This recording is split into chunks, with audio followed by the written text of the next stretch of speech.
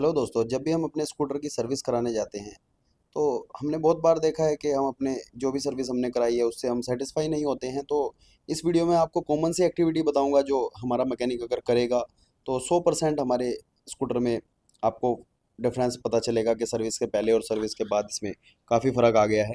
तो इस स्कूटर में जो प्रॉब्लम आई थी कस्टमर को, अभी तक ये सारी सर्विस एजेंसी के अंदर हो रही थी, तो इसमें जो प्रॉब्लम आई है वो वाइब्रेशन की और पिकअप की प्रॉब्लम कस्टमर को आ रही थी, जिसको क्लियर करने के लिए मैंने क्लच कवर खोला है। तो आप किसी भी गियरलेस स्कूटर की अगर सर्विस कराते हैं तो उसके क्लच कवर को हर सर्विस में खुलाएं।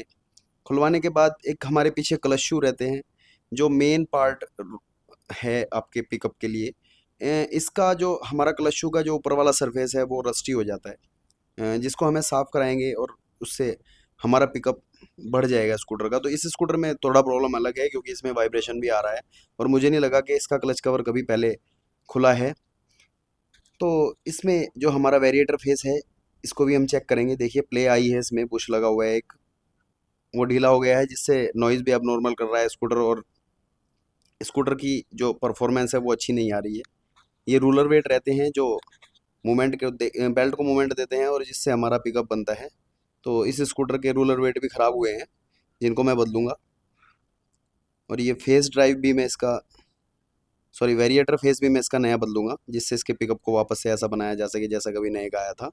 तो आप भी ध्यान रखें, अगर आपका स्कूटर भी पिकअप कम दे रहा है या फिर वाइब्रेशन जैसी कोई दिक्कत है तो क्लच कवर को पहले खुलवाएं और चेक कराएं कि क्या कंपोनेंट ऐसा है जो प्रॉब्लम कर रहा है। जैसे इस स्कूटर में हमारा रोलर वेट और वेरिएटर फेस दोनों चीज़ें खराब हुई थी, इनको मैं नई चेंज करने जा रहा हूँ।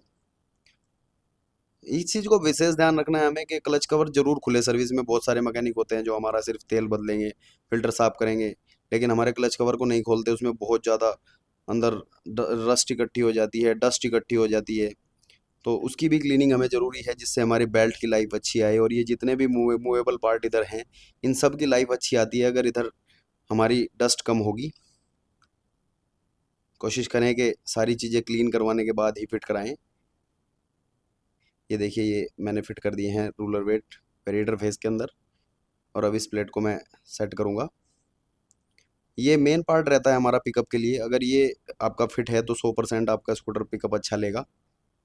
और अब देखिए इसकी हालत, काफ़ी डस्ट इसके अंदर है, पहले मैं इसको भी साफ़ करूँगा। इसकी सफाई भी ज़रूरी है दोस्तों सर्विस के अंदर करानी। आप कोशिश करें कि इसको ज़रूर साफ़ करा लें जब भी आप सर्विस कराएं।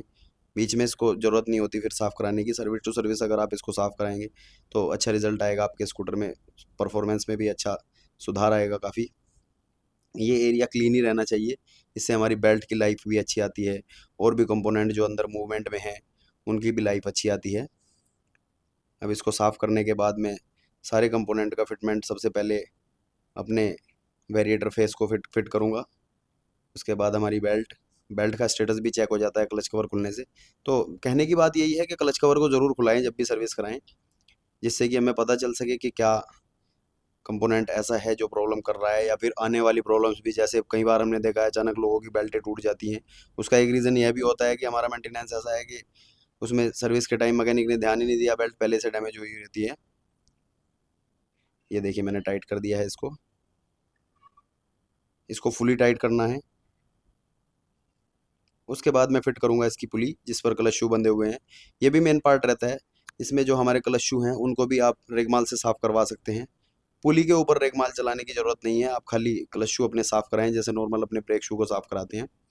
और ये चीज़ ज़रूर चेक कर लें कि हमारी पुली तो कहीं जाम नहीं है, क्योंकि कई बार हमने देखा है कि पुली में भी जंग लग जाता है पानी वानी जाने से। तो पुली को भी अपनी चेक करा लेंगे कहीं पुली जाम तो नहीं है। ये ब्रेक शू की तरह ही हमें क्लच शू भी अपने क्लीन कराने होते हैं।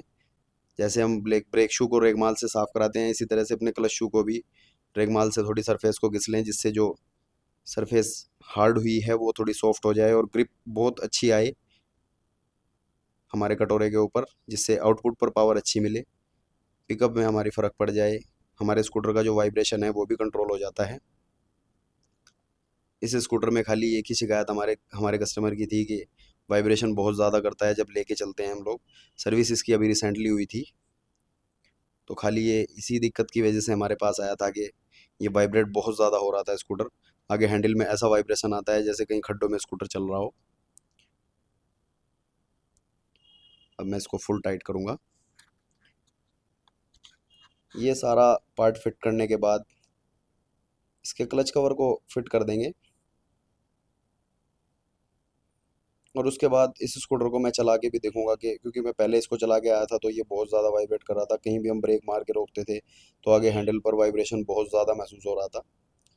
अभी ये सब एक्टिविटी करने के बाद इसको पूरा फिट करके मैं इसको चला के भी देखूंगा कि क्या परफॉर्मेंस स्कूटर का रहा है। फिलहाल मैं ये जुपिटर में हम लोग ऐसे भी चेक कर सकते हैं, स्टार्ट कर सकते हैं क्लच कवर खोल के भी, लेकिन बाकी स्कूटर्स में, कुछ स्कूटर में ऐसा है कि जब तक क्लच कवर बंद नहीं होगा तब तक हम स्कूटर को स्टार्ट नहीं कर पाएंगे, क्योंकि आपका जो ऊपर बेंडिक्स गियर रहता है वो कई बार फिक्स नहीं रहता कुछ स्कूटरों में।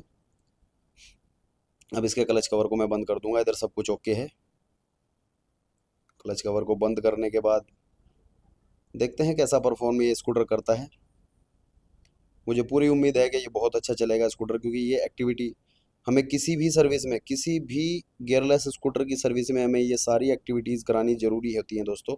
तो आपको सलाह दूंगा कि जब भी आपका मैकेनिक सर्विस कर रहा है तो उसको बोलें कि आप क्लच कवर खोल के अंदर के जितने भी कंपोनेंट हैं जो पिकअप से रिलेटेड हैं उनको चेक कराएं। अब ये मेरी तरफ से स्कूटर रेडी है।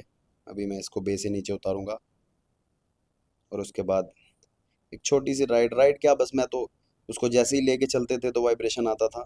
मैं यही चेक करूंगा इसको कि कैसा इसका पिकअप आ रहा है। ये मैंने नीचे उतारा, स्टार्ट करके जैसे ही मैं इसको लेके चलता था पूरा हैंडल वाइब्रेट होता था। और अब ये देखिए स्टार्ट हुआ और अब पिकअप बिल्कुल स्मूथ, कोई वाइब्रेशन नहीं, कोई वाइब्रेशन नहीं। और बहुत अच्छा परफॉर्मेंस स्कूटर का आया है। तो आप जब भी सर्विस कराएं तो क्लच कवर को ज़रूर खुलवाएं और जो कंपोनेंट ख़राब है उसको चेंज करा दें, या फिर क्लीनिंग तो